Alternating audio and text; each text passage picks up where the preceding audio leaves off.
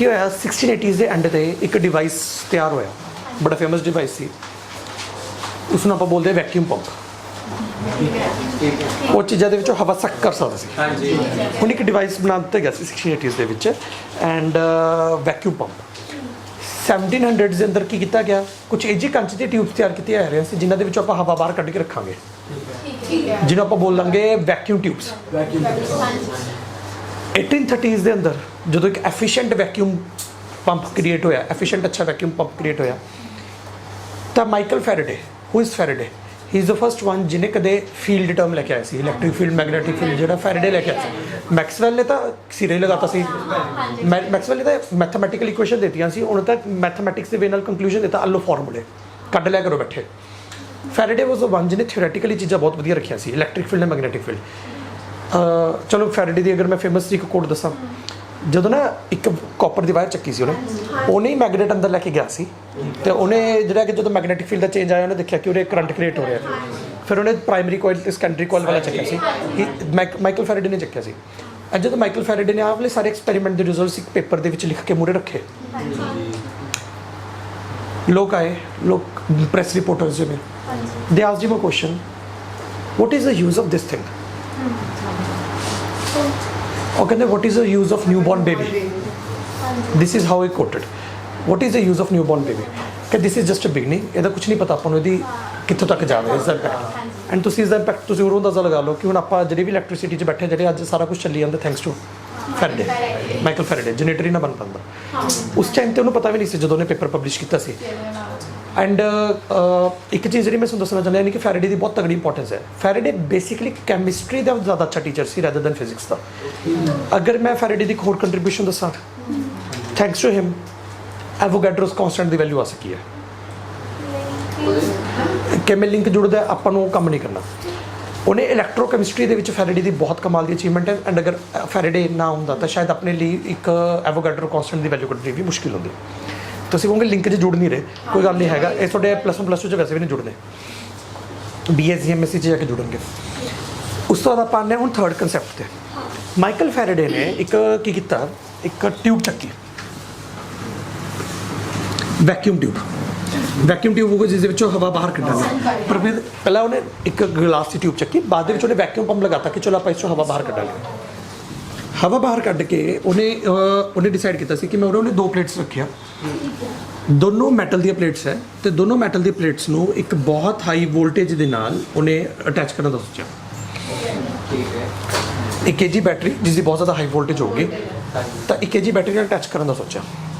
ਅਸੀਂ ਸਵਿਚ, ਅਸੀਂ 2 ਮੈਟਲ ਦੀ ਪਲੇਟਸ, ਆਹ ਵਾਲੀ ਪਲੇਟ ਜਿਹੜੀ ਹੈਗੀ ਹੈ, ਇਸ ਪਲੇਟ ਨੂੰ ਬੋਲਾਂਗੇ ਆਪਾਂ ਐਨੋਡ, ਇਸ ਪਲੇਟ ਨੂੰ ਆਪਾਂ ਬੋਲਾਂਗੇ ਕੈਥੋਡ। ਅਗਰ ਕਿਸੇ ਨੂੰ ਪਤਾ ਹੋਵੇ ਤਾਂ ਕੈਥੋਡ ਉਹ ਹੁੰਦਾ ਜਿਹੜਾ ਕੈਟਾਇਨਸ ਨੂੰ ਅਟਰੈਕਟ ਕਰਦਾ, ਕੈਟਾਇਨਸ ਹੁੰਦਾ ਪੋਜ਼ਿਟਿਵ ਚਾਰਜ। ਹੁਣ ਸੋਚ ਕੇ ਦੇਖੋ ਅਗਰ ਇਹ ਨੈਗੇਟਿਵ ਨਾਲ ਅਟੈਚ ਹੈ ਤਾਂ ਪੋਜ਼ਿਟਿਵ ਚਾਰਜ, ਤਾਂ it's a cathode and it's a anode. ਹੁਣ ਇਹ ਤੁਸੀਂ ਕਲਾਸ 10th ਦੇ ਅੰਦਰ ਵੀ ਸਮਝ ਲਓ, it will attract anions, it will attract cations, so it's a cathode and it's a anode. And ਉਹਨੇ ਵੈਕਿਊਮ ਪੰਪ ਲਗਾ ਕੇ ਰੱਖਿਆ ਹੋਇਆ। ਵੈਕਿਊਮ ਦੇ ਸਪੈਲਿੰਗ ਆ ਹੁੰਦੇ ਨੇ, VACCUM ਨਹੀਂ ਹੁੰਦਾ, ਠੀਕ ਹੈ, ਜਿਵੇਂ ਜਿੰਦਲ ਤੁਹਾਨੂੰ ਸਪੈਲਿੰਗ ਦੱਸ ਰਿਹਾ। ਦਾ ਵੈਕਿਊਮ ਪੰਪ ਜਿਹੜਾ ਹੈਗਾ ਉਹ ਜਿਹੜਾ ਉਸ ਟਾਈਮ 'ਤੇ ਜਿੰਨਾ ਕੁ ਵੈਕਿਊਮ ਪੰਪ ਸਟਰੋਂਗ ਵਾਲਾ ਕ੍ਰੀਏਟ ਮਤਲਬ ਹੈਗਾ ਸੀ ਉਹ ਯੂਜ਼ ਕੀਤਾ। ਵੈਕਿਊਮ ਪੰਪ ਤੋਂ ਜਿਹੜਾ ਹੈਗਾ ਉਹਨੇ ਹਵਾ ਬਾਹਰ ਕੱਢੀ, ਮਾਈਕਲ ਫੈਰਾਡੇ ਨੇ ਹਵਾ ਬਾਹਰ ਕੱਢ ਕੇ ਫਿਰ ਉਹਨੇ ਜਦੋਂ ਬੈਟਰੀ ਅਟੈਚ ਕੀਤੀ ਆਏ ਇਹਨੇ ਸਵਿਚ ਔਨ ਕੀਤਾ, ਉਹਨੇ ਕੁਛ ਛੋਟੇ ਛੋਟੇ ਸਪਾਰਕਸ ਨੋਟ ਕੀਤੇ, ਚਿੰਗਾਰੀਆਂ। ਜੇ ਮੈਂ ਇਹ ਸਮਝਣਾ ਨੇ ਕਿ ਇੱਕ ਚਿੰਗਾਰੀਆਂ ਜੀ ਦੇਖਿਆ ਬਸ ਨਿਕਲਦੀਆਂ ਗਲਾਸ 'ਤੇ, ਕੰਚ 'ਤੇ, ਉਹਨੂੰ ਸਮਝ ਨਹੀਂ ਆਇਆ ਕਿਉਂ ਹੈ, ਬਸ ਉਹਨੇ ਆਪਦੀ ਆਬਜ਼ਰਵੇਸ਼ਨ ਨੋਟ ਕਰਕੇ ਮੂਹਰੇ ਰੱਖਤੀ। ਐਂਡ ਉਸ ਟਾਈਮ ਦੀ technology was not sufficient to go in for the details, ਠੀਕ ਹੈ। After some time vacuum pump ਹੋਰ ਬੈਟਰ ਕ੍ਰੀਏਟ ਹੋਇਆ। ਉਦੋਂ ਫਿਰ ਕਿਸੇ ਬੰਦੇ ਨੇ ਇੱਕ ਸੇਮ ਐਕਸਪੈਰੀਮੈਂਟ ਦੁਬਾਰਾ ਤੋਂ ਰੈਪਲੀਕੇਟ ਕਰਨ ਦੀ ਸੋਚੀ, ਵੈਕਿਊਮ ਪੰਪ ਹੋਰ ਜਦੋਂ ਬੈਟਰ ਕ੍ਰੀਏਟ ਹੋਇਆ ਉਹਦੇ ਨਾਲ ਹਵਾ ਬਹੁਤ ਹੋਰ ਜ਼ਿਆਦਾ ਬਾਹਰ ਕੱਢ ਦਿੱਤੀ ਗਈ। And same experiment was repeated. ਉਹਨੇ ਨੋਟਿਸ ਕੀਤਾ ਸਪਾਰਕ ਨਹੀਂ ਦਿਖ ਰਹੇ, ਗਲੋ ਦਿਖ ਰਿਹਾ। ਪੂਰੀ ਟਿਊਬ ਬੜੀ ਸੋਹਣੀ ਜਿਹੀ ਗਲੋ ਕਰੀ ਜਾਂਦੀ ਹੈ। ਮੈਂ ਤੁਹਾਨੂੰ ਵੀਡੀਓ ਦੇ ਥਰੂ ਵੀ ਦਿਖਾ ਦੂੰਗਾ ਵੀ ਕਿਵੇਂ ਗਲੋ ਕਰਦੀ ਸੀ, ਠੀਕ ਹੈ। ਐਂਡ ਫਿਰ ਆਪਾਂ ਆਉਂਦੇ ਹਾਂ ਉਸ ਤੋਂ ਬਾਅਦ ਦੇ ਵਿੱਚ ਜੇ ਥੋਮਸਨ। ਉਦੋਂ ਤੱਕ ਵੈਕਿਊਮ ਪੰਪ ਬਹੁਤ ਜ਼ਿਆਦਾ ਅੱਛੇ ਵਾਲਾ ਬਣ ਚੁੱਕਿਆ ਸੀ। ਇਨਫੈਕਟ ਮਤਲਬ 10 ਦੀ ਪਾਵਰ -6 ਪਾਸਕਲਸ ਦਾ ਪ੍ਰੈਸ਼ਰ ਹੋਊਗਾ। ਸਿਰਫ ਅਗਰ ਕਿਸੇ ਨੂੰ ਨਹੀਂ ਪਤਾ, ਆਪਣੇ ਬਾਡੀ 'ਤੇ 10 ਦੀ ਪਾਵਰ 5 ਪਾਸਕਲਸ ਦਾ ਪ੍ਰੈਸ਼ਰ ਲੱਗਦਾ। ਆਪਣੇ ਉਹਦੇ ਨਾਰਮਲ ਹਵਾ ਦੇ ਵਿੱਚ 10 ਦੀ ਪਾਵਰ 5 ਹੈ। ਉਹ ਪਹਿਲਾਂ ਖਤਮ ਕਰਕੇ 1 ਪਾਸਕਲ ਕਰੋ, ਫਿਰ 10 ਦੀ ਪਾਵਰ -6। ਮਤਲਬ ਤੁਸੀਂ ਸੋਚ ਕੇ ਦੇਖੋ ਵੀ ਹਵਾ ਕਿੰਨੀ ਖਤਮ ਕਰ ਦਿੱਤੀ ਗਈ ਹੋਊਗੀ ਇਸ ਦੇ ਵਿੱਚੋਂ। ਠੀਕ ਹੈ, ਤਾਂ ਇਹ ਸਾਰੀ ਹਵਾ ਬਾਹਰ ਕੱਢ ਦਿੱਤੀ ਗਈ ਐਂਡ ਫਿਰ ਨੋਟ ਕੀਤਾ ਗਿਆ ਕਿ ਚਲੋ ਅਭੀ ਇਸ ਐਕਸਪੈਰੀਮੈਂਟ ਨੂੰ ਨੋਟ ਕਰਦੇ ਹਾਂ।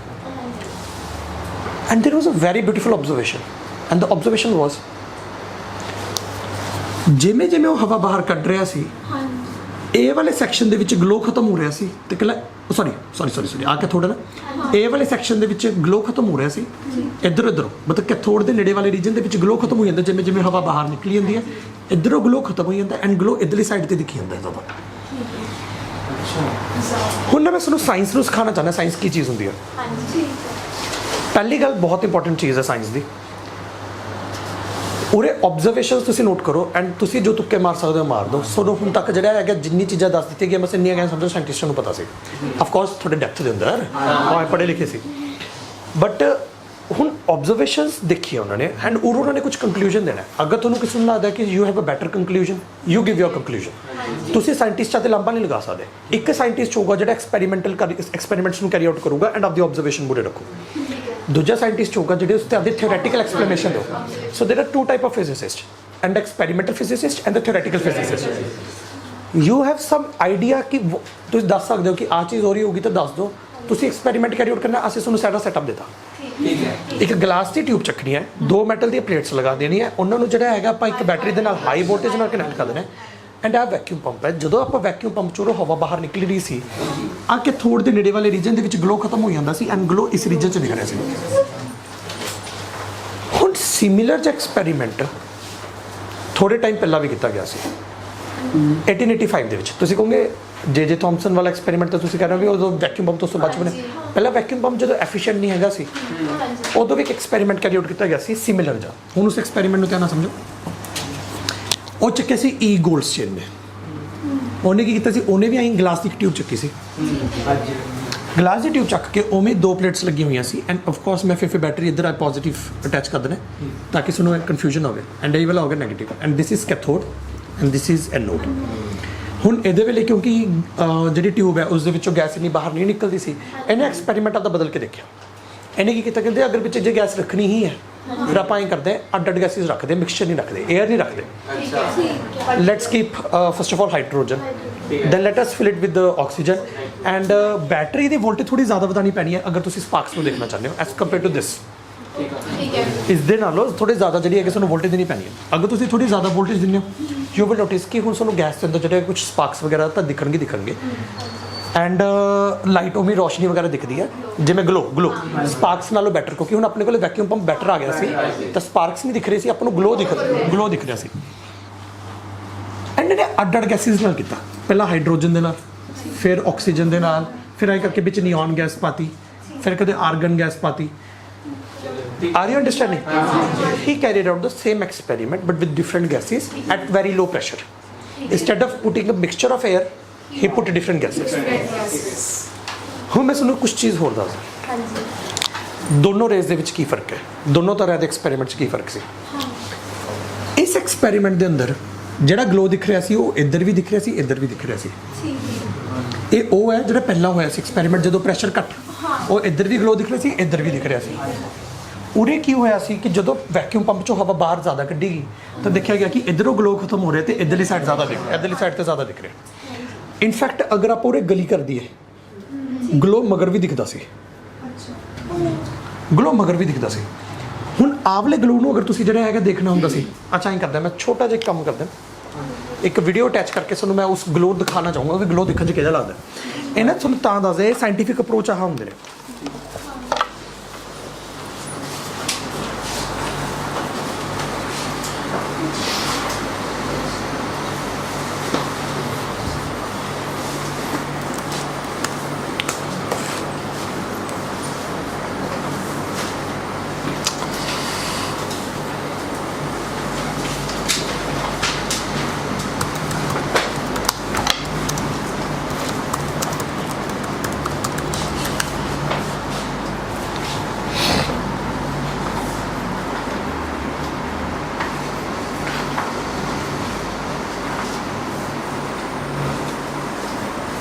सुनो याद है मैं पिछले साल सुनो सारा ने एक चीज़ बोल दिंदा सी तुम सारे पनौती हो नैट क्यों नहीं चलता मुंडे वेले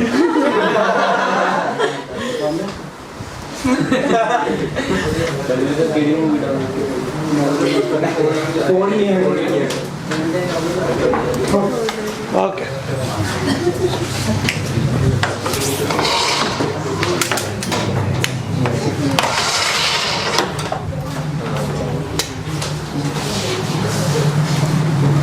This is a cathode ray tube.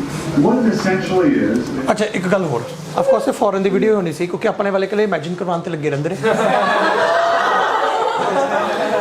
ठीक है फॉरन वाले हैगे ने जेडे मतलब वो एक्सपेरिमेंट करके दिखाते हैं ठीक है ना vacuum chamber. There are no gases inside this glass tube. The only thing we have are देखो two electrodes. सो इन्हें बोलिया कि वैक्यूम है तो साढ़े को दो इलेक्ट्रोड है इलेक्ट्रोड्स मतलब दो मेटल दी plates Called the cathode, the other's called the anode. And आ कैथोड है उधर एनोड है पुट्ठा in the bathroom. इधर कैथोड है उधर Filled anode with some type of fluorescent material. When I turn the power supply on, we'll see a beam that causes that. ਕਿਹਨੂੰ ਦਿਖ ਗਈ ਬੀਮ ਕੁਝ ਇਸ ਟਾਈਪ ਦੀ ਬੀਮ ਦਿਖਦੀ ਹੈ ਅੱਛਾ ਇੱਕ ਗੱਲ ਹੋਰ ਜੇ ਕਿਸੇ ਨੂੰ ਵੀ ਸਾਈਡ ਤੇ ਕੰਚ ਤੇ ਵੀ ਹਲਕਾ ਜਿਹਾ ਗਲੋ ਦਿਖ ਰਿਹਾ ਇਹਨਾਂ ਨੇ ਕਿ ਨਾ ਕੰਚ ਤੇ ਇੱਕ ਕੋਟਿੰਗ ਲਗਾ ਕੇ ਰੱਖੀ ਹੁੰਦੀ ਹੈ ਜ਼ਿੰਕ ਸਲਫਾਈਡ ਦੀ ਜ਼ਿੰਕ ਸਲਫਾਈਡ ਇੱਕ ਅਜਿਹਾ ਮਟੀਰੀਅਲ ਹੈ ਕਿ ਥੋੜਾ ਸ਼ਾਈਨ ਕਰਦਾ ਹੈ ਮਤਲਬ ਠੀਕ ਹੈ ਨਾ ਤਾਂ ਜ਼ਿੰਕ ਸਲਫਾਈਡ ਦੀ ਕੋਟਿੰਗ ਲਗਾ ਕੇ ਰੱਖੀ ਹੋਈ ਹੈ ਤਾਂ ਕਿ ਤੁਹਾਨੂੰ ਥੋੜਾ ਗਲੋ ਅੱਛੇ ਵੀ ਨਾਲ ਦਿਖੇ ਬਟ ਅੰਦਰ ਇੱਕ ਬੀਮ ਦਿਖ ਰਿਹਾ ਅੱਜ ਕਿਸ ਲੱਗ ਰਿਹਾ ਵੀ ਇਹ ਬੀਮ ਆਏ ਜੇ ਕੋਈ ਕਰੀ ਜਾਂਦੀ ਹੈ ਉਹਦਾ ਕਾਰਨ ਕਿਤੇ ਨਾ ਕਿਤੇ ਕੈਮਰਾ ਹੈ ਛੱਡ ਦਿਓ ਤੁਸੀਂ ਅਗਰ ਸਾਹਮਣੇ ਦੇਖਦੇ ਤਾਂ ਤੁਹਾਨੂੰ ਆਏ ਜੇ ਕਰਦੀ ਨਜ਼ਰ ਨਾ ਆਉਂਦੀ ਤੁਹਾਨੂੰ ਡਾਇਰੈਕਟਲੀ ਨਜ਼ਰ ਆਉਂਦੀ ਠੀਕ ਹੈ We call that a cathode ray because it emanates or begins at the cathode and shoots across over to the anode. ਠੀਕ ਹੈ ਇਹ ਕੈਥੋਡ ਰੇ ਹੁਣ ਅਗਰ ਤੁਸੀਂ ਆ ਚੀਜ਼ ਦੇਖ ਲਈ ਹੈ ਮੈਂ ਬਸ ਇੰਨੀ ਚੀਜ਼ ਤੁਹਾਨੂੰ ਦਿਖਾਣੀ ਸੀ ਐਂਡ ਇੱਕ ਚੀਜ਼ ਬੜੀ ਇੰਟਰਸਟਿੰਗ ਅਗਰ ਇਹ ਕੈਥੋਡ ਰੇ ਕਿਸੇ ਚਾਰਜ ਪਾਰਟੀਕਲ ਦੀ ਬਣੀ ਹੋਈ ਤੇ ਅਗਰ ਮੈਂ ਕੋਈ ਮੈਗਨੈਟਿਕ ਫੀਲਡ ਦੇ ਵਿੱਚ ਆ ਚਾਰਜ ਪਾਰਟੀਕਲ ਨੂੰ ਭੇਜਾਂ ਅਗਰ ਚਾਰਜ ਪਾਰਟੀਕਲਸ ਦੀ ਬਣੀ ਹੋਈ ਤੇ ਅਗਰ ਮੈਂ ਕੋਈ ਮੈਗਨੈਟਿਕ ਫੀਲਡ ਰੱਖਾਂ ਤਾਂ ਅਗਰ ਕਿਸੇ ਨੂੰ ਯਾਦ ਹੈ ਫਲੈਮਿੰਗਸ ਲੈਫਟ ਹੈਂਡ ਰੂਲ ਦੇ ਨਾਲ ਤਾਂ ਇਸ ਤੇ ਫੋਰਸ ਲੱਗੂਗੀ ਅਗਰ ਮੈਗਨੈਟਿਕ ਫੀਲਡ ਦੇ ਵਿੱਚ ਭੇਜਾਂ ਤਾਂ ਮੰਨ ਲੈਣੇ ਅਗਰ ਮੈਗਨੈਟਿਕ ਫੀਲਡ ਥੱਲੇ ਨੂੰ ਹੈ ਹਾਂਜੀ ਅਗਰ ਮੈਗਨੈਟਿਕ ਫੀਲਡ ਥੱਲੇ ਨੂੰ ਹੈ ਐਂਡ ਇਲੈਕਟ੍ਰੋਨਸ ਜਿਹੜੇ ਹੈਗੇ ਨੇ ਇੱਧਰ ਨੂੰ ਜਾ ਰਹੇ ਹੋਣਗੇ ਨੈਗੇਟਿਵ ਚਾਰਜ ਇੱਧਰ ਨੂੰ ਜਾ ਰਿਹਾ ਹੋਇਆ ਤਾਂ ਕਰੰਟ ਦੀ ਡਾਇਰੈਕਸ਼ਨ ਕਿੱਧਰ ਨੂੰ ਹੋਊਗੀ ਇੱਧਰ ਅਗਰ ਨੈਗੇਟਿਵ ਚਾਰਜ ਇੱਧਰ ਨੂੰ ਜਾ ਰਿਹਾ ਤਾਂ ਕਰੰਟ ਦੀ ਡਾਇਰੈਕਸ਼ਨ ਆਪਾਂ ਇੱਧਰ ਨੂੰ ਮੰਨੇ ਅਗਰ ਕਰੰਟ ਦੀ ਡਾਇਰੈਕਸ਼ਨ ਇੱਧਰ ਨੂੰ ਹੈ ਤੇ ਦੂਜੇ ਪਾਸੇ ਕੀ ਨਾਮ ਹੈ ਤੇ ਮੈਗਨੈਟਿਕ ਫੀਲਡ ਥੱਲੇ ਨੂੰ ਹੈ ਤਾਂ ਫੋਰਸ ਕਿੱਧਰ ਨੂੰ ਲੱਗੂਗਾ ਉੱਧਰ ਨੂੰ ਅਗਰ ਫੀਲਡ ਇੱਧਰ ਨੂੰ ਰੱਖਦਾ ਮੈਂ ਮੈਗਨੈਟਿਕ ਫੀਲਡ ਇੱਧਰ ਨੂੰ ਰੱਖਦਾ ਕਰੰਟ ਇੱਧਰ ਨੂੰ ਹੈ ਮੈਗਨੈਟਿਕ ਫੀਲਡ ਤੁਹਾਡੇ ਵੱਲ ਨੂੰ ਕਰੰਟ ਇੱਧਰ ਨੂੰ ਤਾਂ ਉੱਪਰ ਨੂੰ ਲੱਗੂਗੀ ਐਂਡ ਅਗਰ ਪੁੱਠਾ ਕਰਦਾ ਮੈਗਨੈਟਿਕ ਫੀਲਡ ਤਾਂ ਨੀਚੇ ਹੁਣ ਇੱਕ ਮਿੰਟ ਸਾਰਾ ਐਕਸਪੈਰੀਮੈਂਟ ਚ ਦੇਖ ਲਿਓ ਜਦੋਂ ਇਹ ਮੈਗਨੈਟਿਕ ਫੀਲਡ ਲਗਾਊਗਾ H. A. Thompson was working with cathode rays. We really didn't understand what they, but there's nothing inside to conduct it. Does and then we'll flip it around and ਆ ਤਾਂ ਨਾ ਦੇਖੋ ਚੁੰਬਕ ਲੈ ਕੇ ਆਇਆ happening. Moving is being repelled, isn't it, by the net? फिर force लगेगी ਬੀਮ ਨੂੰ बीम से चार्ज पार्टिकल है ਇਹਦਾ ਮਤਲਬ ਬੀਮ ਚ ਚਾਰਜ ਪਾਰਟੀਕਲ ਬਸ ਆਹੀ ਚੀਜ਼ ਮੈਂ ਤੁਹਾਨੂੰ ਜਿਹੜਾ ਹੈਗਾ ਪੂਰੇ ਆਪਾਂ ਨੇ ਅਗਰ ਇਲੈਕਟ੍ਰਿਕ ਐਂਡ ਮੈਗਨੈਟਿਕ ਫੀਲਡ ਹੁੰਦੀ EM ਵੇਵਸ ਹੁੰਦੀਆਂ ਕਿਉਂਕਿ ਰੋਸ਼ਨੀ ਆਪਾਂ ਨੂੰ ਲਾ ਦਿੰਦਾ ਕਿ ਇਹ ਗ੍ਰੀਨ ਜੀ ਕਲਰ ਦੀ ਲਾਈਟ ਹੈ ਤਾਂ EM ਵੇਵ ਹੋ ਸਕਦੀ ਹੈ ਮਾਈਟ ਵੀ if it would have been an EM wave ਤਾਂ ਸ਼ਾਇਦ ਅਗਰ ਮੈਂ ਇਲੈਕਟ੍ਰਿਕ ਤੇ ਮੈਗਨੈਟਿਕ ਫੀਲਡ ਲੈ ਕੇ ਆਉਂਦਾ ਆਏ ਬੈਂਡਿੰਗ ਨਾ ਹੁੰਦੀ ਹੈ ਉਸ ਨੂੰ ਬੈਂਡਿੰਗ ਨਾ ਹੁੰਦੀ ਹੈ ਆਏ ਕਿਉਂਕਿ ਉਹ ਤਾਂ ਲਾਈਟ ਹੈ ਲਾਈਟ ਕਦੇ ਵੀ ਮੈਗਨੈਟ ਦੇ ਕੋਲੇ ਆ ਕੇ ਬੈਂਡ ਨਹੀਂ ਹੁੰਦੀਆਂ ਚਾਰਜਡ ਪਾਰਟੀਕਲ ਜਿਹੜੇ ਹੈਗੇ ਨੇ ਉਹ ਬੈਂਡ ਹੁੰਦੇ ਨੇ ਜਿਵੇਂ ਆਪਾਂ ਪੜਿਆ ਸੀ ਇੱਕ ਚਾਰਜ ਪਾਰਟੀਕਲ ਦੀ ਜਦੋਂ ਬੀਮ ਜਾ ਰਹੀ ਉਹਦੇ ਆਸੇ-ਪਾਸੇ ਮੈਗਨੈਟਿਕ ਫੀਲਡ ਤੇ ਅਗਰ ਆਪਾਂ ਜਿਹੜਾ ਕਿ ਇੱਕ ਹੋਰ ਮੈਗਨੈਟ ਲੈ ਕੇ ਆਵਾਂਗੇ ਤਾਂ ਇਹਨਾਂ ਚਾਰਜ ਬੀਮ ਨੂੰ ਜਿਹੜਾ ਹੈਗਾ ਬੈਂਡਿੰਗ ਮਿਲ ਜਾਊ ਇਹ ਜੀ ਬੈਂਡਿੰਗ ਲਾਈਟ ਨੂੰ ਨਹੀਂ ਮਿਲਦੀ ਸਮਝਾ ਕੇ ਤੁਸੀਂ ਜਿਹੜਾ ਹੈਗਾ ਚਾਰਜ ਪਾਰਟੀਕਲ ਨੂੰ ਮਿਲੂਗੀ ਜਿਹਦੇ ਆਸੇ-ਪਾਸੇ ਮੈਗਨੈਟਿਕ ਫੀਲਡ ਹੈ ਤੇ ਜਦੋਂ ਮੈਂ ਇੱਕ ਹੋਰ ਮੈਗਨੈਟ ਲੈ ਕੇ ਆਉਂਗਾ ਉਹ ਰਿਪਲਸ਼ਨ ਮਿਲੂ ਤਾਂ ਉਹ ਬੀਮ ਆਈ ਬੈਂਡ ਹੋ ਜਾਂਦੀ ਹੈ बीम अपन दिख कर रही थी ਮੈਂ ਉਹੀ ਤਾਂ ਕਹਿੰਦਾ ਬੀਮ ਦਿਖ ਕਿਉਂ ਰਹੀ ਸੀ ਆਹੀ ਤੇ ਮੈਂ ਹਜੇ ਸਿਰਫ ਆਬਜ਼ਰਵੇਸ਼ਨਸ ਦੱਸਣੇ ਕਿ these are the things that ਦੇ ਵਰ ਆਬਜ਼ਰਵਿੰਗ ਅੱਛਾ ਇਸ ਆਬਜ਼ਰਵੇਸ਼ਨ ਤੋਂ ਤੁਹਾਨੂੰ ਕੀ ਅੰਦਾਜ਼ਾ ਲੱਗਦਾ ਇੱਕ ਤਾਂ ਅੱਛਾ ਪਹਿਲੇ ਮੈਂ ਇੱਕ ਕੰਮ ਕਰਾਂ ਯਾਰ ਮੈਂ ਥੋੜ ਤੇ ਨੋਟ ਪਲਟਦਾ ਕਿਉਂਕਿ ਮੈਂ ਐਕਚੁਅਲੀ ਬੁੱਕ ਦੀ ਡਾਇਗਰਾਮ 'ਚ ਕਿ ਥੋੜ ਇੱਧਰ ਹੈ ਸਾਰੇ ਕਿਤੇ ਕਿ ਥੋੜ ਇੱਧਰ ਹੈ ਤਾਂ ਮੈਂ ਕਰਦਾ ਆ ਚੀਜ਼ ਕਰਤੀ हाँ जी ਤੇ ਉਰੇ ਪਤਾ ਮੈਂ CATHOD ਐਂਡ ਉਰੇ ਪਤਾ ANOD इसलिए वोल्टेज काफी हाई चाहिए तो ਅੱਛਾ ਇੱਕ ਮਿੰਟ ਕਿ ਐਕਸਪੈਰੀਮੈਂਟ ਜਿਹੜਾ ਕਿ ਥੋੜਾ ਆਏ ਜੇ ਹੋਊਗਾ ਕਿ ਪਹਿਲਾਂ ਤਾਂ ਜਦੋਂ ਵੈਕਿਊਮ ਪੰਪ 'ਚੋਂ ਹਵਾ ਬਾਹਰ ਨਿਕਲ ਰਹੀ ਸੀ ਤਾਂ ਪਹਿਲਾਂ ਜਦੋਂ ਵੈਕਿਊਮ ਪੰਪ ਦੇ ਵਿੱਚ ਮਤਲਬ ਹਵਾ ਹੈਗੀ ਸੀ ਥੋੜੀ ਮੋਟੀ ਤਾਂ ਸਾਰੇ ਕਿਤੇ ਗਲੋ ਸੀ। ਜਦੋਂ ਹਵਾ ਹੌਲੀ ਹੌਲੀ ਕਰਕੇ ਬਾਹਰ ਨਿਕਲੀ ਗਈ ਤਾਂ ਉਰੋਂ ਗਲੋ ਘਟੀ ਗਿਆ ਤੇ ਇਧਰਲੀ ਸਾਈਡ ਤੇ ਗਲੋ ਵੱਧ ਗਿਆ, ਯਾਨੀ ਕਿ ਇੱਧਰ ਕੈਥੋਡ ਹੈ ਤੇ ਉਧਰ ਐਨੋਡ ਹੈ ਤੇ ਉਧਰਲੀ ਸਾਈਡ ਤੇ ਗਲੋ ਵੱਧ ਰਿਹਾ ਸੀ। ਅਗਰ ਇਸ 'ਚ ਮੈਂ ਗਲੀਆਂ ਵੀ ਕਰ ਦਿੰਦਾ ਤਾਂ ਤੁਹਾਨੂੰ ਗਲੋ ਪਿਛਲੀ ਸਾਈਡ ਤੇ ਵੀ ਦਿਖ ਜਾਂਦਾ, ਬੜਾ ਕਾਮਨ। ਹੁਣ ਮੈਂ ਪੁੱਠਾ ਕਰਤਾ ਸਾਰਾ ਕੁਝ, ਵਧਿਆ ਕਿ ਇੱਥੇ ਖਤਮ ਹੋਇਆ? ਇੱਧਰ ਖਤਮ ਹੋਇਆ ਤੇ ਇਧਰਲੀ ਸਾਈਡ ਵਧਿਆ। ਇਧਰਲੀ ਸਾਈਡ ਤੇ ਜਿਹੜਾ ਇਧਰਲੀ ਸਾਈਡ ਤੇ ਗਲੋ ਵੱਧ ਗਿਆ ਜਿਵੇਂ ਜਿਵੇਂ ਹਵਾ ਬਾਹਰ ਕੱਢ ਰਹੀ ਸੀ। ਤੇ ਇਨਫੈਕਟ ਜੇ ਮੈਂ ਗਲੀ ਵੀ ਕਰਦਾ ਤਾਂ ਮਗਰ ਵੀ ਦਿਖ ਰਹੀ ਸੀ। ਤੇ ਇਧਰਲੀ ਸਾਈਡ ਤੇ ਜਿਹੜਾ ਹੈਗਾ ਇਧਰਲੀ ਸਾਈਡ ਤੇ ਵੀ ਆਪਾਂ ਹੀ ਕਰਦੇ, ਫਿਰ ਮੈਂ ਇੱਧਰ ਇਹ ਨੋਡ ਰੱਖ ਦਿੰਦਾ, ਉਹ ਸੌਰੀ ਕੈਥੋਡ ਤੇ ਉਧਰ ਇਹ ਨੋਡ ਰੱਖ ਦਿੰਦਾ ਤੇ ਉਰੇ ਗਲੋ ਹਜੇ ਦੋਨੋਂ ਪਾਸੇ ਦਿਖ ਰਿਹਾ ਕਿਉਂਕਿ ਉਰੇ ਗੈਸ ਬਾਲੀ ਨਹੀਂ ਬਾਹਰ ਨਿਕਲੀ ਸੀ। ਇਹ ਪੁਰਾਣਾ ਐਕਸਪੈਰੀਮੈਂਟ ਹੈ, ਓਲਡ ਐਕਸਪੈਰੀਮੈਂਟ ਹੈ। ਇਹ ਕੁਝ ਆਬਜ਼ਰਵੇਸ਼ਨਸ ਜਿਹੜੀਆਂ ਕਿ ਮੈਂ ਤੁਹਾਡੇ ਮੂਹਰੇ ਰੱਖ ਰਿਹਾ ਐਂਡ ਕਿਸੇ ਵਿੱਚ ਨੂੰ ਲੱਗ ਰਿਹਾ ਕਿ ਮੈਂ ਡਾਇਰੈਕਟ ਰਿਜ਼ਲਟ ਮੂਹਰੇ ਰੱਖ ਦੋ, ਨਾ ਫਾਇਦਾ ਨਹੀਂ ਹੋਣਾ। ਸੋ ਥੀਸ ਵਰ ਦ ਟੂ ਐਕਸਪੈਰੀਮੈਂਟਸ ਦੈਟ ਵਰ ਕੈਰੀਡ ਆਊਟ। ਇੱਕ ਕਮਾਲ ਦੀ ਗੱਲ ਕੀ ਹੈ, ਆਪਾਂ ਨੂੰ ਉਹਦੇ ਪਤਾ ਲੱਗ ਗਿਆ ਸੀ ਕਿ ਆ ਨੈਗੇਟਿਵਲੀ ਚਾਰਜਡ ਬੀਮ ਹੈ। ਤੁਸੀਂ ਕਿਵੇਂ ਪਤਾ ਲੱਗਿਆ ਸੀ? ਆਪਾਂ ਮੈਗਨੈਟਿਕ ਫੀਲਡ ਲੈ ਕੇ ਆਏ। ਜਦੋਂ ਮੈਗਨੈਟਿਕ ਫੀਲਡ ਲੈ ਕੇ ਆਏ ਜਿਹੜਾ ਹੈਗਾ ਉਹਦੀ ਜਿੱਧਰ ਨੂੰ ਬੈਂਡਿੰਗ ਹੋ ਰਹੀ ਸੀ ਉਸ ਡਾਇਰੈਕਸ਼ਨ ਤੋਂ ਆਪਾਂ ਨੂੰ ਅੰਦਾਜ਼ਾ ਲੱਗਿਆ ਕਿ ਨੈਗੇਟਿਵਲੀ ਚਾਰਜ ਬੀਮ ਹੈ ਕਿ ਪੋਜ਼ਿਟਿਵਲੀ ਚਾਰਜ ਬੀਮ ਹੈ। ਤੇ ਪਹਿਲੀ ਗੱਲ ਹੋਰ, ਦੂਜੀ ਤੁਸੀਂ ਨੋਟਿਸ ਕੀਤਾ ਸੀ ਬੀਮ ਆਏ ਨੂੰ ਥੱਲੇ ਬੈਂਡ ਹੋਈ, ਇੱਧਰੋਂ ਨਹੀਂ ਥੱਲੇ ਬੈਂਡ ਹੋਈ, ਇੱਧਰੋਂ ਬੈਂਡ ਹੋਈ। ਉਰੋਂ ਮਤਲਬ ਉਰੋਂ ਨਿਕਲ ਰਹੀ ਹੈ ਤੇ ਇੱਧਰ ਨੂੰ ਜਾ ਰਹੀ ਹੈ। ਤੇ ਇੰਨਾ ਵੀ ਪਤਾ ਲੱਗ ਗਿਆ ਸੀ ਇਹ ਕੈਥੋਡ ਤੋਂ ਨਿਕਲ ਰਹੀ ਹੈ ਤੇ ਕੈਥੋਡ ਤੋਂ ਤਾਂ ਬੜਾ ਆਬਵੀਅਸ ਹੈ ਕਿਉਂਕਿ ਉਹਦੇ ਨੈਗੇਟਿਵਲੀ ਚਾਰਜ ਪਲੇਟ ਹੈ ਤਾਂ ਉਹਦੇ ਨੈਗੇਟਿਵ ਚਾਰਜ ਉਰੋਂ ਬਾਹਰ ਨਿਕਲ ਰਿਹਾ। ਤੇ ਉਹ ਨੈਗੇਟਿਵਲੀ ਚਾਰਜ ਇਹਨੂੰ ਕਨਫਰਮ ਕਰਨ ਲਈ ਆਪਣੇ ਕੋਲੇ ਮੈਗਨੈਟਿਕ ਫੀਲਡ ਲਗਾਈ ਤੇ ਮੈਗਨੈਟਿਕ ਫੀਲਡ ਕਰਕੇ ਜਿੱਧਰ ਨੂੰ ਬੈਂਡਿੰਗ ਹੋਈ ਆਪਾਂ ਉਹਦੇ ਨਾਲ ਲੈਫਟ ਹੈਂਡ ਰੂਲ ਯੂਜ਼ ਕਰਕੇ ਆਪਾਂ ਅੰਦਾਜ਼ਾ ਲਗਾ ਲਿਆ ਕਿ ਨੈਗੇਟਿਵ ਚਾਰਜ ਸੀ ਕਿ ਪੋਜ਼ਿਟਿਵ। ਹੁਣ ਇੱਕ ਗੱਲ ਹੋਰ ਦੱਸ ਦਿੰਦੇ ਹਾਂ, ਉਸ ਟਾਈਮ ਤੇ ਮੈਥਮੈਟਿਕਸ ਵੀ ਕਾਫੀ ਅੱਛੀ ਹੋ ਚੁੱਕੀ ਸੀ। ਮੈਕਸਵੈਲ ਵਰਗੇ ਬੰਦੇ ਆ ਕੇ ਬੜੇ ਅੱਛੀ ਕੁਐਸਚਨਾਂ ਦੱਸ ਚੁੱਕੇ ਸੀ। ਇਨਫੈਕਟ ਜਿਹੜੇ ਉਹਦੇ ਪਾਰਟੀਕਲ ਜਾ ਰਹੇ ਸੀ, ਅਗਰ ਇਹਨਾਂ ਦਾ ਪਤਾ ਚੱਲ ਗਿਆ ਵੀ ਨੈਗੇਟਿਵ ਚਾਰਜ ਹੈ, ਇਹਦਾ ਮਤਲਬ ਕੋਈ ਪਾਰਟੀਕਲ ਜਾ ਰਿਹਾ ਇੱਧਰ। ਅਗਰ ਪਾਰਟੀਕਲ ਜਾ ਰਹੇ ਨੇ ਉਹਨਾਂ ਦਾ ਮਾਸ ਵੀ ਹੋ, ਉਸ ਤੇ ਚਾਰਜ ਵੀ ਹੋ। ਚਾਰਜ ਤਾਂ ਆਪਾਂ ਨੂੰ ਪਤਾ ਚੱਲ ਹੀ ਗਿਆ ਕਿਉਂਕਿ ਇੱਥੇ ਰਿਪਲਸ਼ਨ ਹੋ ਰਹੀ ਹੈ, ਤਾਂ ਚਾਰਜ ਬਾਏ ਮਾਸ ਰੇਸ਼ੋ ਵੀ ਲੱਭਦੀ ਉਹਨਾਂ ਦੀ। ਤੁਸੀਂ ਕਹੋਗੇ ਇਕੱਲਾ ਮਾਸ ਅੱਡ ਕਿਉਂ ਨਹੀਂ ਲੱਭਿਆ ਗਿਆ? ਇਹ ਆਈ ਨਹੀਂ ਕੰਮ ਕਰਦਾ ਸੀ। ਉਦੋਂ ਮੈਥਮੈਟਿਕਸ ਜਿਹੜੀ ਹੈਗੀ ਹੈ ਉਹ ਐਡੀ ਵੀ ਤਗੜੀ ਨਹੀਂ ਹੈਗੀ ਸੀ ਕਿ ਤੁਸੀਂ ਮਾਸ ਅੱਡ ਕੱਢ ਦਿਓ। ਤੁਹਾਡੇ ਕੋਲ ਚਾਰਜ ਬਾਏ ਮਾਸ ਰੇਸ਼ੋ ਨਿਕਲ ਸਕਦੀ ਸੀ, ਚਾਰਜ ਨਹੀਂ ਨਿਕਲ ਸਕਦਾ ਸੀ ਇਕੱਲਾ, ਤੇ ਇਕੱਲਾ ਮਾਸ ਨਹੀਂ ਨਿਕਲ ਸਕਦਾ ਸੀ। ਤਾਂ ਚਾਰਜ ਬਾਏ ਮਾਸ ਰੇਸ਼ੋ ਵੀ ਕੱਢ ਕੇ ਰੱਖਤੀ। ਇਹਨਾਂ ਸਾਰੀਆਂ ਗੱਲਾਂ ਤੋਂ ਬਸ ਫਿਰ ਇੱਕ ਕੰਕਲੂਜਨ ਕੀ ਦਿੱਤਾ ਗਿਆ ਕਿ ਬਈ ਇੰਨਾ ਕੁ ਤਾਂ ਪਤਾ ਲੱਗ ਗਿਆ ਉਹ ਕੈਥੋਡ ਤੋਂ ਰੇਜ਼ ਨਿਕਲ ਰਹੀਆਂ ਨੇ, ਐਨੋਡ ਵੱਲ ਜਾ ਰਹੀਆਂ ਨੇ, ਤਾਂ ਇਹ ਉਰੇ ਬੈਂਡਿੰਗ ਆਏ ਹੋਈ। ਦੂਜੀ ਆਬਜ਼ਰਵੇਸ਼ਨ ਆਪਾਂ ਨੂੰ ਕੀ ਪਤਾ ਚੱਲੀ ਕਿ ਨੈਗੇਟਿਵਲੀ ਚਾਰਜਡ ਹੈ। ਤੀਜੀ ਆਪਾਂ ਨੂੰ ਪਤਾ ਚੱਲਿਆ ਇਹਨਾਂ ਦਾ ਕੁਝ ਮਾਸ ਵੀ ਹੈਗਾ ਤੇ charge by mass ratio we calculate ਕਰਕੇ ਮੂਹਰੇ ਰੱਖਦੇ ਕਿ ਬਈ ਚਾਰਜ ਬਾਏ ਮਾਸ ਰੇਸ਼ੋ ਇੰਨੀ ਹੈ। ਅਗਰ ਤੁਸੀਂ ਕਹੋਗੇ ਇਹਨਾਂ particles the charge by mass ratio ਦੱਸ ਦਿਓ ਕਿੰਨੀ ਸੀ ਮੈਥਮੈਟਿਕਲੀ, ਤਾਂ ਮੈਂ ਤੁਹਾਨੂੰ ਉਹ ਵੀ ਦੱਸ ਦਿੰਦਾ। ਤਾਂ ਨੋਟ ਕਰਨਾ ਤਾਂ ਕਰ ਲਿਓ, charge by mass ratio of electron 1.6 ਨਹੀਂ ਹੈਗਾ ਸੀ।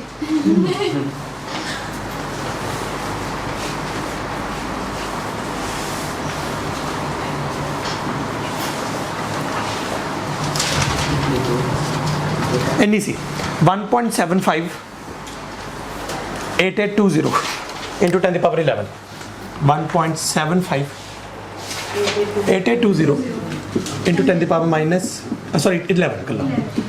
ਤੁਸੀਂ ਕੁਝ ਨੋਟਿਸ ਕਰਿਓ ਕਿ ਕਿੰਨੀ ਪ੍ਰੀਸਾਈਜ਼ਲੀ ਕੱਢ ਰਹੇ ਨੇ ਚੀਜ਼ਾਂ ਨੂੰ। ਉਹ ਬਹੁਤ ਪ੍ਰੀਸੀਜ਼ਨ ਦੇ ਨਾਲ ਆਹ ਜਿਹੜਾ ਹੈਗਾ ਦੱਸਿਆ ਗਿਆ ਸੀ ਚਾਰਜ ਬਾਏ ਮਾਸ ਰੇਸ਼ੋ ਇੰਨਾ, ਬਟ ਹਜੇ ਤੱਕ ਕਿਸੇ ਨੂੰ ਨਹੀਂ ਪਤਾ ਚੱਲ ਰਿਹਾ ਸੀ ਇਹ ਕਿਉਂ ਹੋ ਰਿਹਾ। ਹੁਣ ਇਹਦੀ ਜਿਹੜਾ ਵੀ ਬੰਦਾ ਇੰਟਰਪ੍ਰੀਟੇਸ਼ਨ ਦੇ ਗਿਆ ਆ ਸਾਰੇ ਐਕਸਪੈਰੀਮੈਂਟ ਦੀ, ਉਹ ਬੰਦਾ ਸਿਰਾ ਬਣ ਜਾਊਗਾ। ਐਂਡ ਆਹੀ ਇੰਟਰਪ੍ਰੀਟੇਸ਼ਨ ਜਿਹੜੀ ਹੈਗੀ ਬਸ ਦਿੱਤੀ ਸੀ ਜੇ ਥੋਮਸਨ ਨੇ। ਜਦੋਂ ਜੇ ਥੋਮਸਨ ਨੇ ਇੰਟਰਪ੍ਰੀਟੇਸ਼ਨ ਦਿੱਤੀ ਬਸ ਬਈ ਉਸ ਬੰਦਾ ਸਿਰਾ ਬਣ ਗਿਆ। ਉਸ ਤੋਂ ਪਹਿਲਾਂ ਤੱਕ ਤਾਂ ਜਿਹੜਾ ਹੈਗਾ ਲੋਕਾਂ ਨੂੰ ਬਸ ਆਹ ਪਤਾ ਸੀ ਕਿ ਐਕਸਪੈਰੀਮੈਂਟ ਆਏ ਹੋ ਰਿਹਾ, ਇਹਦਾ ਆਹ ਰਿਜ਼ਲਟ ਆ ਰਿਹਾ, ਆਹ ਮਤਲਬ ਆਹ ਆਬਜ਼ਰਵੇਸ਼ਨਸ ਹੈ, ਬਸ ਆਪਾਂ ਨੂੰ ਕੰਕਲੂਜਨ ਨਹੀਂ ਪਤਾ ਵੀ ਕਿਉਂ ਹੋ ਰਿਹਾ। ਇੰਜੀਨੀਅਰਸ ਜਿਹੜੇ ਹੈਗੇ ਨੇ ਕਿਉਂ ਤਾਂ ਜਾਂਦੇ ਵੀ ਨਹੀਂ ਸੀ। ਇੰਜੀਨੀਅਰਸ ਪਤਾ ਬੈਠ ਕੇ ਕੀ ਸੋਚਦੇ ਹੁੰਦੇ ਸੀ, ਆਪਾਂ ਇਸ ਦਾ ਕੋਈ ਕੰਮ ਲੈ ਸਕਦੇ ਹਾਂ, ਕੰਮ ਕਿੱਥੇ ਲੈ ਸਕਦੇ। ਉਸ ਤੋਂ ਕੁਝ ਇੰਜੀਨੀਅਰਸ ਬੈਠ ਕੇ ਇਸ ਤੋਂ ਕੰਮ ਲੈਣ ਦੀ ਸੋਚ ਰਹੇ ਸੀ, ਕੁਝ ਬੈਠ ਕੇ ਸੋਚ ਰਹੇ ਸੀ ਕਿਉਂ ਹੋ ਰਿਹਾ। ਚਲੋ ਜਿਹੜੇ ਕਿਉਂ ਹੋ ਰਿਹਾ ਨਾ ਮੈਂ ਉਹਦਾ ਦੱਸਦਾ ਵੀ ਕੀ ਆਨਸਰ ਸੀ ਇਸਦਾ। ਫਿਰ ਜੇ ਥੋਮਸਨ ਨੇ ਆ ਕੇ ਕੀ ਕੀਤਾ, ਕਹਿੰਦੇ ਮੇਰੇ ਅਕੋਰਡਿੰਗ ਆਹ ਬੋਡੀ ਐਟਮਸ ਦੀ ਬਣੀ ਹੋਈ ਹੈ ਨਾ, ਤੇ ਜੌਨ ਡਾਲਟਨ ਕੀ ਬੋਲਦਾ ਸੀ ਕਿ ਐਟਮ ਜਿਹੜਾ ਹੈਗਾ ਉਹ ਸੋਲਿਡ ਸਫੇਅਰ ਹੈ, ਐਟਮ ਦੇ ਅੰਦਰ ਕੁਝ ਨਹੀਂ ਹੈਗਾ, atom is the smallest particle. ਤਾਂ ਕਹਿੰਦਾ ਪਹਿਲਾਂ ਤਾਂ ਮੇਰਾ ਕੰਕਲੂਜਨ ਸੁਣ ਲਓ, ਡਾਲਟਨ ਗਲਤ ਹੈ। ਦਿਸ ਇਜ਼ ਵਾਟ ਜੇ ਥੋਮਸਨ ਸੈਡ, ਡਾਲਟਨ ਇਜ਼ ਰੋਂਗ। ਅਗਰ ਆਪਾਂ ਡਾਲਟਨ ਨੂੰ ਅੱਜ ਗਲਤ ਮੰਨ ਲੈਂਦੇ ਹਾਂ ਕਹਿੰਦਾ ਫਿਰ ਮੇਰੇ ਕੋਲ ਹਰ ਚੀਜ਼ ਦੀ ਜਸਟੀਫਿਕੇਸ਼ਨ ਹੈ। ਕਿ ਮੰਨ ਲੈਂਦੇ ਆਹ ਪਲੇਟ ਜਿਹੜੀ ਹੈਗੀ ਹੈ ਐਟਮਸ ਦੀ ਬਣੀ ਹੋਈ ਹੈ, ਇਹਨਾਂ ਐਟਮਸ ਦੇ ਵਿੱਚ ਕੁਝ ਨੈਗੇਟਿਵਲੀ ਚਾਰਜ ਪਾਰਟੀਕਲ ਪਏ ਨੇ ਜਿਨ੍ਹਾਂ ਦੀ ਚਾਰਜ ਬਾਈ ਮਾਸ ਰੇਸ਼ੋ ਆ ਹੈ। ਅੱਛਾ ਠੀਕ ਹੈ ਉਹ ਪਾਰਟੀਕਲ ਐਟਮਸ ਦੇ ਵਿੱਚ ਪਏ ਨੇ ਤੇ ਜਦੋਂ ਉਹਨੂੰ ਨੈਗੇਟਿਵ ਚਾਰਜ ਮਿਲਿਆ ਨੈਗੇਟਿਵ ਚਾਰਜ ਵੱਲੋਂ ਰਿਪਲਸ਼ਨ ਮਿਲੀ ਉਹਦੇ ਪਲੇਟ ਦੇ ਵਿੱਚੋਂ ਐਟਮਸ ਦੇ ਉਸ ਨੈਗੇਟਿਵਲੀ ਚਾਰਜ ਪਾਰਟੀਕਲਸ ਨੂੰ ਕਿਹਾ ਗਿਆ ਕਿ ਬਾਹਰ ਨਿਕਲੋ ਰਿਪਲਸ਼ਨ ਮਿਲੀ ਤੇ ਉਹ ਇਲੈਕਟ੍ਰੋਨ ਬਾਹਰ ਨਿਕਲਣੇ ਸ਼ੁਰੂ ਹੋ ਗਏ ਥਾੜ ਉਹ ਇਲੈਕਟ੍ਰੋਨ ਕਿੱਧਰ ਨੂੰ ਜਾਣਾ ਚਾਹਣਗੇ ਇੱਧਰ ਨੂੰ ਕਹਿੰਦਾ ਹੁਣ ਧਿਆਨ ਨਾਲ ਸਮਝੋ ਪਰ ਰਸਤੇ ਦੇ ਵਿੱਚ ਅਗਰ ਮੰਨ ਲਓ ਹਵਾ ਹੈ ਉਹ ਚਾਰਜ ਪਾਰਟੀਕਲ ਹਵਾ ਦੇ ਵਿੱਚ ਵੱਜਣਗੇ ਤੇ ਹਵਾ ਦੇ ਵਿੱਚ ਵੱਜ ਕੇ ਸਕੈਟਰ ਹੋ ਜਾਣਗੇ ਤੇ ਉਹ ਜਾ ਕੇ ਕੰਚ 'ਚ ਵੱਜਣਗੇ ਤੇ ਕੰਚ ਦੇ ਵਿੱਚ ਵੱਜ ਕੇ ਕੰਚ ਸ਼ਾਈਨ ਕਰੂਗਾ ਕਿਉਂ ਕਰੂਗਾ ਹਜੇ ਨਹੀਂ ਮੈਨੂੰ ਪਤਾ ਬਟ ਆਈ ਸਮਝ ਲਓ ਕੰਚ ਸ਼ਾਈਨ ਕਰੂਗਾ ਅਗਰ ਆਪਾਂ ਹਵਾ ਬਾਹਰ ਕੱਢ ਦਿੰਦੇ ਸੀ ਉਹ ਹਵਾ ਨਾਲ ਵੱਜਣੇ ਬੰਦ ਕਰ ਦਿੰਦੇ ਸੀ ਉਹ ਸਿੱਧਾ ਉੱਧਰ ਜਾਣਾ ਸ਼ੁਰੂ ਕਰ ਦਿੰਦੇ ਤਾਂ ਹੀ ਕਰਕੇ ਜਦੋਂ ਹਵਾ ਬਾਹਰ ਨਿਕਲੀ ਸੀ ਉਹਨੂੰ ਹਨੇਰਾ ਦਿਖਣਾ ਸ਼ੁਰੂ ਹੋਇਆ ਮਤਲਬ ਵੀ ਉਹ ਘਟੀ ਸੋ ਕੰਜਸਟਡ ਹੋ ਗਈ ਟੈਕਨੀਕਲੀ ਹਵਾ ਦੇ ਵਿੱਚ ਵੱਜ ਜਾਂਦੇ ਸੀ ਹਵਾ ਜਿਹੜਾ ਹੈਗਾ ਮੰਨ ਲੈਣਾ ਅੱਛਾ ਮੰਨ ਲਓ ਤੁਸੀਂ ਹੋ ਤੁਸੀਂ ਇੱਕ ਤਾਂ ਸਾਹਮਣੇ ਵਾਲਾ ਡਾਇਰੈਕਟ ਭੱਜਣਾ ਹੈ ਇੱਕ ਰਸਤੇ 'ਚ ਬੰਦੇ ਖੜੇ ਉਹਨਾਂ 'ਚ ਵੱਜ ਪਹੁੰਚਣਾ ਹੈ ਤੁਸੀਂ ਵੱਜਦੇ ਤਾਂ ਇੱਧਰ ਉੱਧਰ ਵੀ ਜਾਓਗੇ ਬਸ ਉਵੇਂ ਜਿਹੜੇ ਹੈਗੇ ਨੇ ਆਹ ਚਾਰਜ ਬਾਈ ਮਾਸ ਰੇਸ਼ੋ ਵਾਲੇ ਪਾਰਟੀਕਲਸ ਜਦੋਂ ਇੱਧਰ ਨੂੰ ਜਾ ਰਹੇ ਸੀ ਤਾਂ ਇੱਧਰ ਨੂੰ ਵੀ ਐਂ ਵੱਜੀ ਜਾਂਦੇ ਸੀ ਹੁਣ ਇਹ ਚਾਰਜ ਬਾਈ ਮਾਸ ਰੇਸ਼ੋ ਵਾਲਾ ਇੱਕ ਗੱਲ ਤਾਂ ਕਲੀਅਰ ਹੋ ਗਈ ਕਹਿੰਦੇ ਇਹਨਾਂ ਦੇ ਐਟਮਸ 'ਚ ਪਏ ਨੇ ਇਹਨਾਂ ਐਟਮਸ 'ਚੋਂ ਬਸ ਉਹ ਨੈਗੇਟਿਵਲੀ ਚਾਰਜ ਪਾਰਟੀਕਲਸ ਬਾਹਰ ਨਿਕਲੇ ਜਿਨ੍ਹਾਂ ਦੀ ਚਾਰਜ ਬਾਈ ਮਾਸ ਰੇਸ਼ੋ ਆ ਹੈ ਉਹ ਇੱਧਰ ਨੂੰ ਭੱਜ ਰਹੇ ਨੇ ਇੱਧਰ ਨੂੰ ਭੱਜਦੇ ਹੋਏ ਐਟਮਸ ਦੇ ਵਿੱਚ ਵੱਜ ਕੇ ਇੱਧਰ ਉੱਧਰ ਸਕੈਟਰ ਹੋ ਜਾਂਦੇ ਸੀ ਹਵਾ ਬਾਹਰ ਕੱਢ ਦੋ ਡਾਇਰੈਕਟਲੀ ਸਿੱਧਾ ਪਹੁੰਚਣਗੇ ਮੈਗਨੈਟਿਕ ਫੀਲਡ ਹੈ ਸਾਨੂੰ ਚਾਰਜ ਪਤਾ ਲੱਗ ਗਿਆ ਤੇ ਇੱਧਰ ਆ ਕੇ ਟਰੈਕਟ ਹੋ ਰਹੇ ਸੀ ਕਹਿੰਦੇ ਹੁਣ ਉਹਨਾਂ ਦੀ ਇੰਨੀ ਜ਼ਿਆਦਾ એનર્ਜੀ ਸੀ ਕਿ ਤੁਸੀਂ ਅਗਰ ਗਲੀ ਵੀ ਕਰ ਦਿੰਦੇ ਹੋ ਨਾ ਤਾਂ ਵੀ ਆਰ ਪਾਰ ਜਾ ਕੇ ਸਾਹਮਣੇ ਵੱਜੇ ਇੰਨੀ એનર્ਜੀ ਸੀ ਜਦੋਂ ਇੱਧਰ ਨੂੰ ਭੱਜ ਕੇ ਜਾ ਰਹੇ ਸੀ ਕਿਸੇ ਬੱਚੇ ਨੂੰ ਐਂ ਲੱਗ ਰਿਹਾ ਕਿ ਭਈਆ ਮਤਲਬ ਇੱਧਰ ਨੂੰ ਜੇ ਖਿੱਚੀ ਗਏ ਸੀ ਤਾਂ ਫਿਰ ਉਰੇ ਆ ਕੇ ਬਸ ਇਹਦੇ ਅੰਦਰ ਹੀ ਚਲੇ ਜਾਣ ਪਲੇਟ ਦੇ ਆਹੀ ਤਾਂ ਚੀਜ਼ ਹੈ ਉੱਧਰ ਨੂੰ ਖਿੱਚੇ ਗਏ ਸੀ ਪਾਰਟੀਕਲ ਹੁਣ ਮੰਨ ਲੈਣੇ ਕਿ ਉਹ ਬਹੁਤ ਤੇਜ਼ ਹੈ ਤਾਂ ਟੱਪ ਜੂ ਸਮਝ ਗਏ ਇਨਰਸ਼ੀਆ ਮਾਸ ਹੈ ਤੇ ਇਨਰਸ਼ੀਆ ਵੀ ਹੋਊਗਾ ਤਾਂ ਉਧਰ ਨੂੰ ਟੱਪ ਗਿਆ ਤਾਂ ਫਿਰ ਉਧਰ ਨੂੰ ਟੱਪ ਗਿਆ ਐਵਰੀਵਨ ਵਾਸ ਲਾਈਕ ਠੀਕ ਹੈ ਫਿਰ ਜਦੋਂ ਵਿੱਚ ਗੈਸ ਹੁੰਦੀ ਹੈ ਉਦੋਂ ਕੀ ਪੰਗਾ ਪਿਆ ਆਪਾਂ ਥੋੜਾ ਬੈਕ ਚੱਲਦੇ ਹਾਂ ਕਹਿੰਦੇ ਜਦੋਂ ਉਹ ਗੈਸ ਸੀ ਗੈਸ ਨਾਲ ਕੀ ਹੋ ਰਿਹਾ ਸੀ ਫਿਰ ਕਹਿੰਦੇ ਹੁਣ ਆ ਵੀ ਸਮਝ ਲਓ ਕਿ ਗੈਸ ਵੀ ਐਟਮਸ ਦੀ ਬਣੀ ਤੇ ਅਗਰ ਜਿਵੇਂ ਉਰੇ ਆਪਾਂ ਕਹਿ ਰਹੇ ਇਸ ਮੈਟਲ ਦੀ ਪਲੇਟ ਦੇ ਵਿੱਚ ਆਵਲੇ ਪਾਰਟੀਕਲਸ ਪਏ ਨੇ ਲੈਟ ਅਸ ਕਾਲ ਦਿਸ ਪਾਰਟੀਕਲਸ ਇਲੈਕਟ੍ਰੋਨਸ ਕਹਿੰਦੇ ਇਹ ਇਲੈਕਟ੍ਰੋਨਸ ਸਮਝ ਲਓ ਕਿ ਫਿਰ ਇਹਨਾਂ ਐਟਮਸ ਵੀ ਪਏ ਸੀ ਜਿਹੜੀ ਗੈਸ ਹੈ ਹੁਣ ਹੋ ਕੀ ਰਿਹਾ ਸੀ ਧਿਆਨ ਨਾਲ ਸਮਝੋ ਕਹਿੰਦੇ ਜਦੋਂ ਇਸ ਪਲੇਟ ਚੋਂ ਇਲੈਕਟ੍ਰੋਨਸ ਬਾਹਰ ਨਿਕਲ ਕੇ ਇੱਧਰ ਨੂੰ ਜਾ ਰਹੇ ਸੀ ਉਹਦੇ ਹਵਾ ਦੇ ਵਿੱਚ ਬੇ ਜਿਹੜੇ ਐਟਮ ਸੀ ਉਹਨਾਂ ਐਟਮਸ ਨਾਲ ਆਹ ਵੱਜ ਜਾ ਕੇ ਵੱਜਿਆ ਇਲੈਕਟ੍ਰੋਨ ਤਾਂ ਮੰਨ ਲੈਣੇ ਉਰੇ ਇੱਕ ਐਟਮ ਉਰੇ ਗੈਸ ਦੀ ਬੋਲ ਪਈਆਂ ਨੇ ਜਿਵੇਂ ਮੰਨ ਲੈਣੇ ਉਹਦੇ ਰਸਤੇ 'ਚ ਮੈਂ ਛੋਟੇ ਉਰੇ ਹਾਈਡਰੋਜਨ ਗੈਸ ਦੀਆਂ ਐਂ ਬੋਲਸ ਦਿਖਾਤੀਆਂ ਪੇਅਰਸ ਕਿਉਂ ਦਿਖਾ ਰਿਹਾ ਹੁਣ ਤੁਹਾਨੂੰ ਇੰਨਾ ਤਾਂ ਪਤਾ ਹੀ ਹੋਣਾ ਇਹ ਹਾਈਡਰੋਜਨ ਸਾਨੂੰ ਪਤਾ ਦੋ ਐਟਮਸ ਇਸ ਅੰਦਰ ਕਹਿੰਦਾ ਇਲੈਕਟ੍ਰੋਨ ਆ ਕੇ ਜਿਹੜਾ ਹੈਗਾ ਇਹਨਾਂ ਗੈਸ ਦੇ ਪਾਰਟੀਕਲਸ 'ਚ ਜਾ ਕੇ ਵੱਜੇ ਤੇ ਜਦੋਂ ਇਹਨਾਂ 'ਚ ਵੱਜੇ ਇਹਨਾਂ 'ਚੋਂ ਇਲੈਕਟ੍ਰੋਨ ਬਾਹਰ ਕੱਢ ਕੇ ਪਰੇ ਮਾਰੇ ਇਹਨਾਂ 'ਚੋਂ ਇਲੈਕਟ੍ਰੋਨ ਬਾਹਰ ਕੱਢ ਕੇ ਪਰੇ ਮਾਰੇ ਗੱਲ ਤਾਂ ਸੁਣੋ ਤੇ ਜਦੋਂ ਇਲੈਕਟ੍ਰੋਨ ਬਾਹਰ ਕੱਢ ਕੇ ਪਰੇ ਮਾਰੇ ਇਹਨਾਂ ਦੇ ਵਿੱਚੋਂ ਇਸ ਦੇ ਉੱਪਰ ਰਹਿ ਗਿਆ ਪੋਜ਼ਿਟਿਵ ਚਾਰਜ ਕਹਿੰਦੇ ਪੋਜ਼ਿਟਿਵ ਕਿਉਂ ਕਹਿੰਦਾ ਜੀ ਹੁਣ ਆਪਣੀ ਗੱਲ ਵੀ ਧਿਆਨ ਨਾਲ ਸਮਝ ਲਓ ਇੱਕ ਐਟਮ ਨਾ ਓਵਰਆਲ ਨਿਊਟਰਲ ਹੁੰਦਾ ਤੇ ਉਸ ਦੇ ਉੱਪਰ ਨੈਗੇਟਿਵ ਤੇ ਪੋਜ਼ਿਟਿਵ ਚਾਰਜ ਦੋਨੋਂ ਪਏ ਸੀ ਪਰ ਨਿਕਲ ਕੇ ਨੈਗੇਟਿਵ ਸਕਦਾ ਹੁਣ ਆਣਾ ਪੁੱਛਿਓ ਕਿਉਂ ਕਿ ਮੈਨੂੰ ਇੰਨਾ ਪਤਾ ਕਿ ਇਹ ਹੋ ਰਿਹਾ ਇਹ ਥਿਓਰੈਟੀਕਲ ਮਾਡਲ ਮੈਨੂੰ ਐਂ ਲੱਗਦਾ ਕਹਿੰਦਾ ਜਦੋਂ ਇਹ ਇਲੈਕਟ੍ਰੋਨਸ ਇਹਨਾਂ ਐਟਮਸ 'ਚ ਆ ਕੇ ਵੱਜੇ ਇਹਨਾਂ 'ਚੋਂ ਇਲੈਕਟ੍ਰੋਨ ਬਾਹਰ ਕੱਢ ਕੇ ਪਰੇ ਮਾਰੇ ਹੁਣ ਇਹ ਐਟਮ ਵਿਚਾਰਾ ਬਚ ਗਿਆ ਪੋਜ਼ਿਟਿਵਲੀ ਚਾਰਜ ਵਾਲਾ ਤੇ ਜਿਹੜੇ ਇਹਨਾਂ 'ਚੋਂ ਇਲੈਕਟ੍ਰੋਨ ਨਿਕਲੇ ਸਾਰੇ ਇਲੈਕਟ੍ਰੋਨਸ ਉੱਧਰ ਹੀ ਗਏ ਤੇ ਜਿਹੜੇ ਇਲੈਕਟ੍ਰੋਨਸ ਇੱਧਰ ਨੂੰ ਜਾ ਰਹੇ ਹੋਣਗੇ ਨਾ ਉਹਨਾਂ ਦੀ ਚਾਰਜ ਬਾਈ ਮਾਸ ਰੇਸ਼ੋ ਕੱਢਿਓ ਕਹਿੰਦੇ ਇਸ ਨੂੰ ਜਮਾ ਸੇਮ ਹੋ ਤੇ ਜਦੋਂ ਕੱਢੀ ਗਈ ਜਮਾ ਸੇਮ ਆਈ ਕਹਿੰਦੇ ਪਰ ਇੱਕ ਗੱਲ ਯਾਦ ਰੱਖ ਲਓ ਇੱਧਰਲੀ ਸਾਈਡ ਤੇ ਗਲੋ ਪਤਾ ਕਿਉਂ ਦਿਖ ਰਿਹਾ ਆ ਜਿਹੜੇ ਐਟਮਸ ਜਿਹੜੇ ਪੋਜ਼ਿਟਿਵ ਵਾਲੇ ਸੀ ਉਹ ਇੱਧਰ ਨੂੰ ਖਿੱਚੇ ਗਏ ਤੇ ਜਦੋਂ ਇੱਧਰ ਨੂੰ ਖਿੱਚੇ ਗਏ ਇਹਨਾਂ ਦੀ ਚਾਰਜ ਬਾਈ ਮਾਸ ਰੇਸ਼ੋ ਕੱਢਣ ਦੀ ਕੋਸ਼ਿਸ਼ ਕਰਿਓ ਮੈਂ ਤੁਹਾਨੂੰ ਦੱਸ ਦਿੰਦਾ ਗੈਸ ਦੇ ਮਾਸ ਤੇ ਡਿਪੈਂਡ ਕਰੋ ਜੇ ਤੁਸੀਂ ਭਾਰੀ ਚੱਕੋਗੇ ਤਾਂ ਚਾਰਜ ਬਾਈ ਮਾਸ ਰੇਸ਼ੋ ਅੱਡ ਹੋ ਆਕਸੀਜਨ ਚੱਕੋਗੇ ਹਾਈਡਰੋਜਨ ਚੱਕੋਗੇ ਬਟ ਜਿਹੜੇ ਉੱਧਰ ਜਾ ਰਹੇ ਨੇ ਉਹਨਾਂ ਦੀ ਚਾਰਜ ਬਾਈ ਮਾਸ ਰੇਸ਼ੋ ਚੇਂਜ ਨਹੀਂ ਹੁੰਦੀ ਲੈਟਸ ਟਰਾਈ ਹਾਈਡਰੋਜਨ ਗੈਸ ਵਿੱਚ ਪਾਈ ਹਾਈਡਰੋਜਨ ਗੈਸ ਦੇ ਵਿੱਚ ਜਦੋਂ ਇਲੈਕਟ੍ਰੋਨਸ ਜਾ ਕੇ ਵੱਜੇ ਇਲੈਕਟ੍ਰੋਨਸ ਹਾਈਡਰੋਜਨ ਗੈਸ ਚੋਂ ਵੀ ਨੌਕ ਆਫ ਹੋਏ ਤੇ ਉਹ ਇਲੈਕਟ੍ਰੋਨਸ ਦੀ ਚਾਰਜ ਬਾਈ ਮਾਸ ਰੇਸ਼ੋ ਸੇਮ ਹੈ ਬਸ ਉਰੋਂ ਇਲੈਕਟ੍ਰੋਨਸ ਜਦੋਂ ਬਾਹਰ ਨਿਕਲੇ ਉਹ ਇਲੈਕਟ੍ਰੋਨਸ ਇੱਧਰ ਨੂੰ ਗਏ ਤੇ ਉਹਨਾਂ ਦੀ ਜਦੋਂ ਚਾਰਜ ਬਾਈ ਮਾਸ ਰੇਸ਼ੋ ਕੱਢੀ ਗਈ ਉਹ ਜਮਾ ਸੇਮ ਸੀ ਇੱਧਰ ਵਾਲੇ ਜਿਹੜੇ ਇੱਧਰ ਨੂੰ ਜਾ ਰਹੇ ਸੀ ਇਹ ਨੋਡ ਵਾਲਾ ਅਟਰੈਕਟ ਹੋ ਰਹੇ ਸੀ ਨੈਗੇਟਿਵ ਵਾਲਾ ਅਟਰੈਕਟ ਇਸ ਪਲੇਟ ਵਾਲ ਪੋਜ਼ਿਟਿਵ ਵਾਲੀ ਲੋਨ ਇੱਧਰ ਅਟਰੈਕਟ ਹੋ ਰਹੀ ਸੀ ਕਹਿੰਦੇ ਜਿਹੜੀ ਗੈਸ ਇੱਧਰ ਗਈ ਉਹਨਾਂ ਕੋਲ ਵੀ ਐਂ ਕਰੋ ਤੁਸੀਂ ਮੈਗਨੈਟਿਕ ਫੀਲਡ ਲੈ ਕੇ ਆਓ ਤਾਂ ਤੁਹਾਨੂੰ ਪਤਾ ਚਲੋ ਬੈਂਡਿੰਗ ਤਾਂ ਉਰੇ ਵੀ ਹੋਈ ਹੈ ਤੇ ਅਗਰ ਆਪਾਂ ਉਰੇ ਚਾਰਜ ਬਾਈ ਮਾਸ ਰੇਸ਼ੋ ਉਹਨਾਂ ਦੀ ਕੱਢਣ ਦੀ ਕੋਸ਼ਿਸ਼ ਕਰੀਏ ਤਾਂ ਇਹਨਾਂ ਕੋਲੇ ਅੱਡ ਆਓ ਹਾਈਡਰੋਜਨ ਦੀ ਕੱਢੀ ਉਹ ਕੈਲਕੂਲੇਟ ਕੀਤੀ ਉਹ ਅੱਡ ਆਈ ਆਕਸੀਜਨ ਦੀ ਅੱਡ ਆਈ ਸਾਰੇ ਦੀ ਅੱਡ ਆਈ and like everyone was like ਕਿ J Thomson you are very very nice ਉਹ ਤਾਂ ਜੇ ਥੌਮਸਨ ਲਈ ਤਾਂ ਯਾਰ ਇੱਕ ਅੱਡ ਲੈਵਲ ਦੀ ਪ੍ਰੇਜ਼ ਆ ਗਈ ਕਿ ਹੁਣ ਤੂੰ ਥੋੜਾ ਮੋਟਾ ਐਂ ਦੱਸ ਸਕਦਾ ਵੀ ਤੈਨੂੰ ਕੀ ਲੱਗਦਾ ਫਿਰ ਇੱਕ ਐਟਮ ਦੇਖਣ 'ਚ ਕਿਹੋ ਜਿਹਾ ਲੱਗੂਗਾ ਕਿ ਮੈਨੂੰ ਐਂ ਲੱਗਦਾ ਕਿ ਸ਼ਾਇਦ ਐਟਮ ਦੇਖਣ 'ਚ ਆਇਆ ਹੋਣਾ ਚਾਹੀਦਾ ਸੁਣਨ ਲੱਗਦਾ ਇਲੈਕਟ੍ਰੋਨ ਬਾਹਰ ਨਿਕਲ ਪਾ ਰਹੇ ਨੇ ਨੈਗੇਟਿਵ ਚਾਰਜ ਵਾਲੇ ਪੋਜ਼ਿਟਿਵ ਨਹੀਂ ਬਾਹਰ ਨਿਕਲ ਪਾ ਰਿਹਾ ਕਹਿੰਦਾ ਮੈਨੂੰ ਕਿਤੇ ਨਾ ਕਿਤੇ ਐਂ ਲੱਗਦਾ ਇਹ ਨਾ ਤਰਬੂਜ ਵਾਂਗੂ ਹੈ ਕੈਟਲ, ਵਾਟਰਮੈਲਨ ਵਾਂਗੂ ਹੈ ਤੇ ਬੀਜ ਇਲੈਕਟ੍ਰੋਨ ਹੈ। ਹੁੰਦਾ ਕੀ ਹੈ ਕਿ ਉਸ ਐਸ ਲੋ ਵਾਟਰਮੈਲਨ ਦੇ ਵਿੱਚੋਂ ਬੀਜ ਖਿੱਚੇ ਜਾਂਦੇ ਨੇ, ਹਾਂਜੀ ਤੇ ਜਦੋਂ ਬੀਜ ਉਹ ਖਿੱਚੇ ਗਏ ਬੀਜ ਤਾਂ ਚਲੇ ਜਾਂਦੇ ਰਹਿੰਦੇ। ਹੁਣ ਸਾਰੇ ਬੀਜ ਤਾਂ ਸੇਮ ਹੋਣਗੇ ਦੇਖਣ 'ਚ, ਪਰ ਵਾਟਰਮੈਲਨ ਕੁਝ ਛੋਟੇ ਹੋ ਸਕਦੇ ਨੇ, ਕੁਝ ਵੱਡੇ। ਆਕਸੀਜਨ ਵਾਲਾ ਵਾਟਰਮੈਲਨ ਵੱਡਾ ਹੈ, ਹਾਈਡਰੋਜਨ ਵਾਲਾ ਵਾਟਰਮੈਲਨ ਛੋਟਾ ਹੈ, ਕਿ ਜਿਹਦੇ ਕਰਕੇ ਫਿਰ ਇੱਧਰ ਜਿਹੜੇ ਗਏ ਪੋਜ਼ਿਟਿਵਲੀ ਚਾਰਜ ਫਿਰ ਗਿਆ, ਉਹ ਰੈੱਡ ਵਾਲਾ ਸਫੇਅਰ, ਉਹ ਤਾਂ ਹੀ ਕਰਕੇ ਕੁਝ ਅੱਡ ਬੈਂਡ ਹੋ ਰਿਹਾ, ਕੁਝ ਘੱਟ। ਬੀਜ ਨਿਕਲ ਕੇ ਉੱਧਰ ਜਾ ਰਹੇ ਨੇ ਕਿ ਮੈਨੂੰ ਐਂ ਲੱਗ ਰਿਹਾ, ਐਂਡ ਐਵਰੀਵਨ ਵਾਸ ਲਾਈਕ ਯਾਰ ਆਬਵੀਅਸ ਲੱਗ ਰਿਹਾ ਯਾਰ, ਕੁਆਇਟ ਆਬਵੀਅਸ। ਤੇ ਜੇ ਥॉमसन ਦਾ ਮਾਡਲ ਐਕਚੁਅਲੀ ਸੋਚ ਕੇ ਦੇਖੇ ਤਾਂ ਤੁਹਾਨੂੰ ਵੀ ਐਂ ਲੱਗੂਗਾ ਕਿ ਹੈ ਤਾਂ ਆਬਵੀਅਸ ਹੈ, ਬਟ ਪ੍ਰੋਬਲਮ ਕੀ ਆਉਂਦੀ ਹੈ, ਨਹੀਂ this is not how science works.